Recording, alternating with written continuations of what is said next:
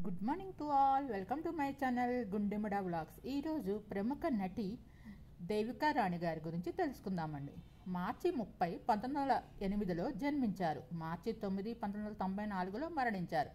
సుప్రసిద్ధ భారతీయ నటీమణి, దాదా సాహెబ్ ఫాల్కే అవార్డు గ్రహీత. వీరు విశాఖపట్నంలో జన్మించారు. వీరి తండ్రి భారతదేశపు తొలి surgeon general colonel MS Chaudhary. శాంతినికేతన్లో విద్యాభ్యాసం తర్వాత ఉపకార వేతనం కింద లండన్ వెళ్ళి అక్కడ Royal Academy of Dramatic Arts మ్యూజిక్లో సంగీతం మరియు నటనలో శిక్షణ పొందారు. జర్మనీలో ప్రసిద్ధ సినీ నిర్మాతగా పేరు పొందిన హిమాంశు రాయ్తో పరిచయం ఏర్పడి అది ప్రేమగా మారి 1929లో పెళ్లి చేసుకున్నారు. బెర్లిన్లోని యుఎఫ్ఏ స్టూడియోలో దేవికను చేర్పించి మేకప్, కాస్ట్యూమ్ డిజైనింగ్ మొదలైన విభాగాల్లో శిక్షణ ఇప్పించారు. స్వదేశానికి తిరిగి వచ్చి సొంతంగా కర్మ, ఇది 1933లో ఈ చిత్రాన్ని నిర్మించారు. దేవికా రాణి నాయికగా, హిమాంశు రాయ్ నాయకునిగా దీనిని హిందీలోకి అనువదించి విడుదల చేయగా ఘన విజయం సాధించింది. 1934లో బాంబే టాకీస్ అనే సంస్థను స్థాపించి ఎందరో ఔత్సాహిక కళాకారులను చేర్చుకొని వివిధ రంగాల్లో శిక్షణనిచ్చారు. బాంబే టాకీస్ తీసిన చిత్రాల్లో దేవికా రాణి, అశోక్ కుమార్ల జంట హిట్ పేరుగా పేరు పొందారు. వీరు మొత్తం 16 చిత్రాల్లో నటించారు. సమాజ వివక్షతకు గురయ్యే హరిజన యువతిగా అచూత్ కన్య, ఇది 1936లో, తల్లి కాలేని గృహిణిగా నిర్మలగా 1939లో, అనాథగా దుర్గా 1939లో, తిరగబడిన మహిళగా సావిత్రి 1937లో, విధివంచితురాలైన బ్రాహ్మణ యువతిగా జీవన్ ప్రభాత్ 1937లో ఆమె నటన అనితర సాధ్యమైంది. 1940 మే 19న హిమాంశు రాయ్ గారి హఠాత్ మరణం పొందడంతో బాంబే టాకీస్ నిర్వహణ బాధ్యత ఆమె చేతుల్లో పడింది. తర్వాత తీసిన బసంత్, కిస్మత్, అంజానా మొదలైన చిత్రాలు ఆర్థికంగా లాభాలు తెచ్చిపెట్టాయి. తర్వాత బాంబే టాకీస్ స్టూడియోను దర్శించడానికి వచ్చిన సుప్రసిద్ధ రష్యన్ చిత్రకళాకారుడు స్వెతస్లోవ్ రోరిక్తో పరిచయం ఏర్పడి అది ప్రేమగా మారి 1945లో వీరి వివాహానికి దారితీసింది. తర్వాత ఆమె సినీ రంగానికి దూరమయ్యారు. వీరు సినీ రంగానికి చేసిన సేవలకు గుర్తింపుగా భారత ప్రభుత్వం 1958లో పద్మశ్రీ పురస్కారం ఇచ్చింది. దాదాసాహెబ్ ఫాల్కే అవార్డు నెలకొల్పిన తొలిసారి ఈమెకు 1969లో ప్రకటించారు. చివరి రోజుల్లో బెంగళూరులో గడుపుతూ 1994 మార్చి 9న మరణించారు. వీరి అసలు పేరు దేవికా రాణి చౌదరి, కానీ దేవికా రాణి అని పిలుస్తారు. 1930 మరియు 40 మధ్యలో హిందీ చిత్రాల్లో చురుకుగా ఉన్న భారతీయ నటీమణి. దాదాసాహెబ్ ఫాల్కే అవార్డు పొందిన మొదటి గ్రహీత ఈమె. పద్మశ్రీ అవార్డు కూడా పొందారు. భారతీయ సినిమా ప్రథమ మహిళగా విస్తృతంగా గుర్తింపు పొందారు. దేవికా రాణి గారు 10 సంవత్సరాల పాటు విజయవంతమైన చలనచిత్ర వృత్తిని కలిగి ఉన్నారు. తెలుగు భారతీయ సంపన్నమైన కుటుంబంలో జన్మించిన దేవికా రాణి గారు 9 సంవత్సరాల వయసులో ఇంగ్లండ్లోని బోర్డింగ్ పాఠశాలకు పంపించారు. 1928లో ఆమె భారతీయ చలనచిత్ర నిర్మాత హిమాంశు రాయ్ని కలుసుకొని ఆ తర్వాతి సంవత్సరమే వివాహం చేసుకున్నారు. రాయ్ యొక్క ప్రయోగాత్మక మూకీ చిత్రం ఏ త్రో ఆఫ్ డ్రెస్ 1929లో ఈమె కాస్ట్యూమ్ డిజైన్ మరియు ఆర్ట్ డైరెక్షన్లో సహాయం చేశారు. వీరిద్దరూ జర్మనీకి వెళ్ళి బెర్లిన్లోని యుఎఫ్ఏ స్టూడియోస్లో ఫిల్మ్ మేకింగ్లో శిక్షణ పొందారు. హిమాంశు రాయ్ గారు తన తదుపరి సినిమా కర్మని ఆంగ్లంలో, హిందీలో ఏకకాలంలో రూపొందించారు. దాంట్లో వీరిద్దరే హీరో హీరోయిన్స్గా నటించారు. అది 1933లో ఇంగ్లాండ్లో ప్రదర్శించబడింది. నిజజీవిత జంటమైన వీళ్ళు సినిమాలో కూడా ఒక సుదీర్ఘ ముద్దు సన్నివేశంలో నటించారు. అది భారతదేశంలో ఘోరంగా అపజయం పాలైంది. ఈ జంట 1934లో భారతదేశంలోని బొంబాయికి తిరిగి వచ్చారు. అక్కడ హిమాంశు రాయ్ గారు కొంతమంది ఇతర వ్యక్తుల భాగస్వామ్యంతో బాంబే టాకీస్ అనే ప్రొడక్షన్ స్టూడియోను స్థాపించారు. వారు తమ స్టూడియోను పేరు మార్చుకున్నారు. ఆ కాలంలో 5-6 సంవత్సరాల్లో స్టూడియో అనేక విజయవంతమైన చిత్రాలను నిర్మించారు. మరి చాలా వాటిలో దేవికా రాణి గారు ప్రధాన పాత్ర పోషించారు. అశోక్ కుమార్ గారితో ఆమె తెరపై జత చేయటం భారతదేశంలో ప్రజాదరణ పొందింది. 1940లో రాయ్ మరణానంతరం దేవికా రాణి స్టూడియో నియంత్రణ తీసుకున్నారు మరియు ఆమె దివంగత భర్త సహచరులు శశధర్ ముఖర్జీ మరియు అశోక్ కుమార్ భాగస్వామ్యంతో మరికొన్ని చిత్రాలను నిర్మించారు. ఆమె తన వృద్ధాప్యంలో జ్ఞాపకం చేసుకోవాల్సి ఉన్నందున ఆమె పర్యవేక్షించిన సినిమాలు ఫ్లాప్ లేదా యావరేజ్గా హిట్గా ఉన్నాయి. అయితే భాగస్వాములు పర్యవేక్షించిన సినిమాలు హిట్గా నిలిచాయి. 1945లో ఆమె చలనచిత్రాల నుండి విరమించుకున్నారు. రష్యన్ చిత్రకారుడైన రోరిచ్ను వివాహం చేసుకున్నారు. బెంగళూరు శివార్లలోనే అతని ఎస్టేట్కు వెళ్లారు. తర్వాత 50 ఏళ్ల పాటు చాలా ఏకాంతమైన జీవితాన్ని బెంగళూరు శివార్లలో గడిపారు. ఆమె వ్యక్తిత్వం మరియు ఆమె చలనచిత్ర పాత్రల కంటే తక్కువ కాదు, సామాజికంగా అసాధారణమైనదిగా పరిగణించబడుతుంది. ఆమె అవార్డులలో 1958లో పద్మశ్రీ అవార్డు, 1969లో దాదాసాహెబ్ ఫాల్కే అవార్డు, 1990లో సోవియట్ ల్యాండ్ నెహ్రూ అవార్డు లభించాయి. దేవికారాణి గారు విశాఖపట్నంలోని వాల్టేర్లో అత్యంత సంపన్నమైన మరియు విద్యావంతులైన బెంగాలీ కుటుంబంలోని కల్నల్ డాక్టర్ మన్మథనాథ్ చౌదరి కుమార్తెగా వారి భార్య లీలాదేవి చౌదరికి చౌదరిగా జన్మించారు. దేవికారాణి తండ్రి కల్నల్ మన్మథనాథ్ చౌదరి పెద్ద భూస్వామి, జమీందారీ కుటుంబానికి చెందిన వారసుడు.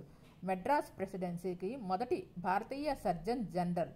దేవిక యొక్క తాత దుర్గాదాస్ చౌదరి ప్రస్తుత బంగ్లాదేశ్లోని షబ్నా జిల్లాకు చెందిన చత్ మోహర్ ఉపజిల్లా జమీందారు భూస్వామి. ఆమె నానమ్మ సుకుమారీదేవి దుర్గాదాస్ గారి భార్య, నోబెల్ గ్రహీత రవీంద్రనాథ్ ఠాగూర్ సోదరి.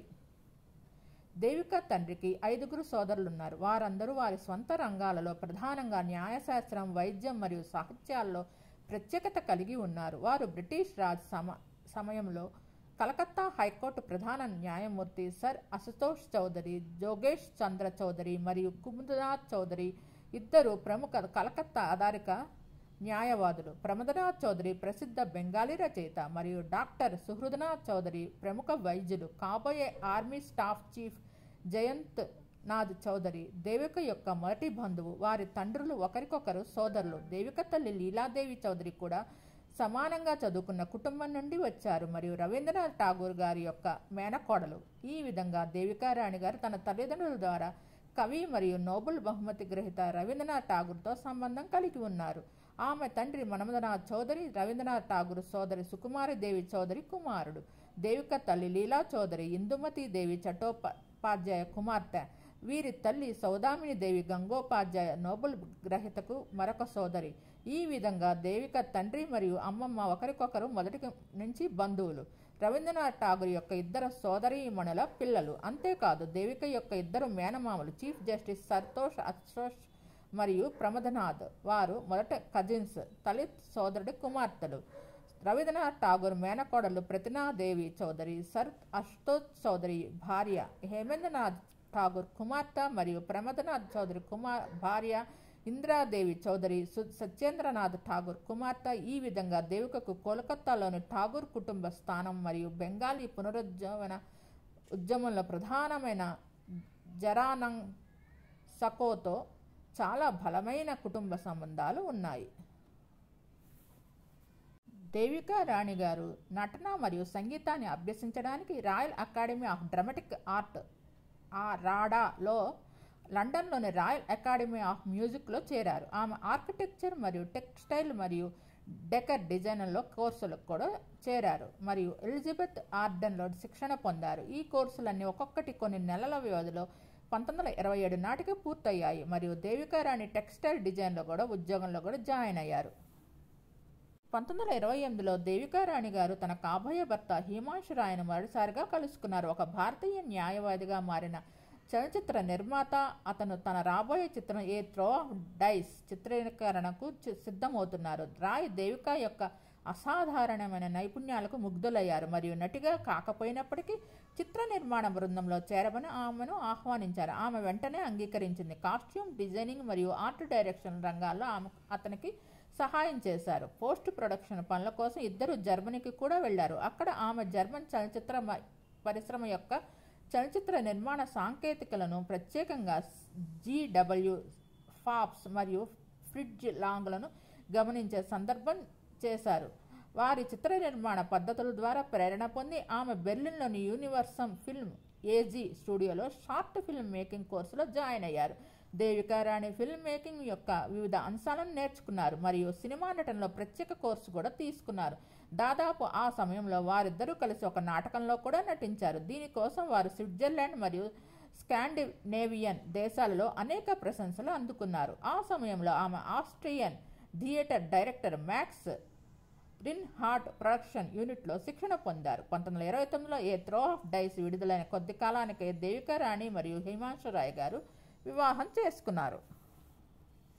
దేవికా రాణి గారు, హిమాంశు రాయ్ గారు భారతదేశానికి తిరిగి వచ్చారు. అక్కడే హిమాంశు గారు కర్మ 1933లో ఈ చిత్రాన్ని నిర్మించారు. ఈ చిత్రము వీరి మొదటి టాకీ చిత్రం మరియు అతని మునుపటి చిత్రాల మాదిరిగానే ఇది భారతదేశం, జర్మనీ మరియు యునైటెడ్ కింగ్డమ్కు చెందిన వ్యక్తుల సంయుక్త నిర్మాణంలో ప్రధాన పాత్ర పోషించిన రాయ్ దేవికా రాణిని మహిళా ప్రధాన పాత్రగా ఎంపిక చేయాలని నిర్ణయించుకున్నారు. ఇది ఆమె నటనారంగ ప్రవేశం. ఇక భారతీయుడు రూపొందిన మొదటి ఆంగ్ల భాషా టాకీగా కర్మ ఘనత చెందింది. ముద్దు సన్నివేశాన్ని ప్రదర్శించిన తొలి భారతీయ చిత్రాల్లో ఇది ఒకటి. హిమాంశు రాయ్ మరియు దేవికా రాణి పాల్గొన్న ముద్దు సన్నివేశం దాదాపు 4 నిమిషాల పాటు కొనసాగింది మరియు 80వ సంవత్సరాల తర్వాత 2014 నాటికి భారత సినిమాల్లో ముద్దు సినిమా యొక్క వ్యవధి రికార్డుగా ఇది నిలిచింది. దేవికా రాణి కూడా ఈ చిత్రంలో ఒక పాటను పాడింది. ఇది ఇంగ్లీషు మరియు హిందీలో ద్విభాషా పాట. ఈ పాట బాలీవుడ్లో తొలి ఇంగ్లీష్ పాటగా చెప్పబడుతుంది. 1940లో రాయ్ మరణం తర్వాత ముఖర్జీ మరియు అమియా చక్రవర్తి నేతృత్వంలోని బాంబే టాకీస్ 2 పార్టీల మధ్య విభేదాలు వచ్చాయి. దేవికా రాణి గారు ప్రధాన బాధ్యతను స్వీకరించారు మరియు ముఖర్జీతో కలిసి స్టూడియోను తీసుకున్నారు. 1941లో ఆమె అశోక్ కుమార్తో కలిసి నటించిన అంజాన్ నిర్మించి నటించారు. తర్వాతి సంవత్సరాలు ఆమె స్టూడియో కింద 2 విజయవంతమైన చిత్రాలు నిర్మించారు, బసంత్ మరియు కిస్మత్. ఈ 1943లో రిలీజ్ అయినాయి. ఇవి రికార్డ్ బ్రేకింగ్ చిత్రాలుగా నిలిచాయి. దేవికా రాణి తన చివరి సినిమా హమారీ బాత్ 1943లో రాజ్ కుమార్ గారితో చిన్న పాత్రలో కలిసి నటించారు. స్టూడియో తరపున ఆమె నిర్మించిన జ్వర్ భటా 1944లో ఒక పాత్ర కోసం ఆమె కొత్త వ్యక్తి దిలీప్ కుమార్ని ఎంపిక చేశారు. స్టూడియోలో తలెత్తిన అంతర్గత రాజకీయాల కారణంగా ముఖర్జీ మరియు అశోక్ కుమార్తో సహా ప్రముఖులు ఆమెతో విడిపోయి ఫిల్మిస్తాన్ అనే కొత్త స్టూడియోని స్థాపించారు. మద్దతు మరియు ఆసక్తి లేకపోవడంతో ఆమె చలనచిత్ర పరిశ్రమ నుండి వైదొలగాలని నిర్ణయించుకున్నారు. జర్నలిస్ట్ రాజ్ భర్తన్ ఇచ్చిన ఇంటర్వ్యూలో ఆమె పరిశ్రమ నుండి వైదొలగడానికి ప్రధాన కారణాల్లో ఇది ఒకటిగా సినిమా నిర్మాణం యొక్క కళాత్మక విలువల విషయంలో రాజీ పడకూడదనే తన ఆలోచనను పేర్కొన్నారు. దేవికా రాణిని భారతీయ సినిమా ప్రథమ మహిళగా పిలుస్తారు. భారతీయ సినిమా స్థానాన్ని ప్రపంచ ప్రమాణాలకు తీసుకువెళ్లిన తొలి వ్యక్తిగా ఆమె ఘనతను సాధించారు. వీరిని ఇండియన్ గార్బో అనే పిలుస్తారు. భారతదేశపు అత్యున్నత పురస్కారం దాదా సాహెబ్ ఫాల్కే అవార్డు పొందిన మొట్టమొదటి గ్రహీత దేవికా రాణి గారే. 2020లో Kishwar Desai The Longest Kiss The Life and Times of Devika Rani అనే పుస్తకాన్ని ప్రచురించారు. హిమాచల్ ప్రదేశ్లోని మనాలిలో ఉండగా నెహ్రూ కుటుంబంతో పరిచయం ఏర్పడింది. మనాలిలో ఉన్న సమయంలో దేవికా రాణి గారు వన్యప్రాణులపై కొన్ని డాక్యుమెంటరీలు కూడా తీశారు. కొన్నాళ్ళు మనాలిలో ఉండి కర్ణాటకలోని బెంగళూరు వెళ్ళి అక్కడ ఎగుమతి కంపెనీ నిర్వహిస్తున్నారు. ఈ జంట నగర శివార్లలో 450 ఎకరాల ఎస్టేట్ను కొనుగోలు చేశారు. వారి జీవితాంతం ఏకాంత జీవితాన్ని అక్కడే గడిపారు. వీరు బ్రాంకైటిస్ వ్యాధితో 9 మార్చి 1994న తన భర్త మరణించిన 1 సంవత్సరం తర్వాత మరణించారు. దేవికా రాణి గారికి పిల్లలు లేనందున ఆగస్టు 2011న భారత సుప్రీంకోర్టు కర్ణాటక ప్రభుత్వంలోని ఈ ఎస్టేట్ను స్వాధీనం చేసుకుంది. వీరు నటించిన సినిమాలు 1933లోని కర్మ మొదటి సినిమా కాగా కర్మ, జవానీకి హవా, మమతా ఔర్ మియాన్ బీవీ, జీవన్ నయ్యా, జన్మభూమి, అచ్యుత్ కన్యా, సావిత్రి, జీవన్ ప్రభాత్, ఇజ్జత్, ప్రేమ్ కహాని, నిర్మల, వచన్, దుర్గా, అంజాన్, హమారీ బాత్ ఇది చివరి సినిమా అండి. 1943లో వచ్చింది ఈ చిత్రం. మీకు ఈ వీడియో నచ్చినట్లయితే లైక్ చేయండి, కామెంట్ చేయండి. Thank you all. Please subscribe and support my channel Gundemada vlogs. నా ఛానల్ 95% మంది సబ్స్క్రైబ్ చేయకుండా చూస్తున్నారు. Please subscribe and support my channel Gundemada vlogs. Thanks to everyone to subscribe my channel. Devika Rani garu మన తెలుగువారి అవటం విశేషం.